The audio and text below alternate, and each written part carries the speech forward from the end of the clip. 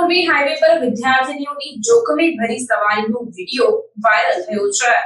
રાજ્યમાં અવારનવાર વાહનો પર જોખમી મુસાફરી કરાતી હોવાના વિડીયો સોશિયલ મીડિયામાં વાયરલ થતા રહે છે.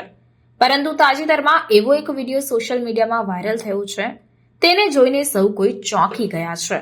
આ વિડીયોમાં જોવા મળે છે કે શાળાએ જતી વિદ્યાર્થીનીઓ રિક્ષાની પાછળ લટકીને મુસાફરી કરી રહી છે. આ વિડીયો રાજકોટ મોરબી હાઈવેનો હોવાનું જાણવા મળી રહ્યું છે. રાજકોટ મોરબી હાઈવે પર વિદ્યાર્થીનીઓની જોખમી સવારીનો વિડીયો વાયરલ થયો છે. આ વિડીયોમાં જોવા મળે છે કે સ્કૂલ જતા બાળકોનો રિક્ષાની પાછળ લટકીને જોખમી રીતે મુસાફરી કરી રહ્યા છે. નાની વિદ્યાર્થીનીઓ સ્કૂલ ડ્રેસમાં સ્કૂલ બેગ પાછળ લટકાવીને રિક્ષાની પાછળના ભાગે લટકીને જતી હોય તેવો વિડીયોમાં જોવા મળે છે. બેડી ગામથી ગૌરીદળ તરફ જોખમી મુસાફરી કરતા વિદ્યાર્થીઓ જોવા મળ્યા છે. ત્યારે આ જોઈને પ્રશ્ન થાય છે કે રિક્ષાને જો અકસ્માત થાય તો બાળકોની હાલત શું થશે? બાળકોની આ જોખમી મુસાફરી માટે જવાબદાર કોણ બનશે?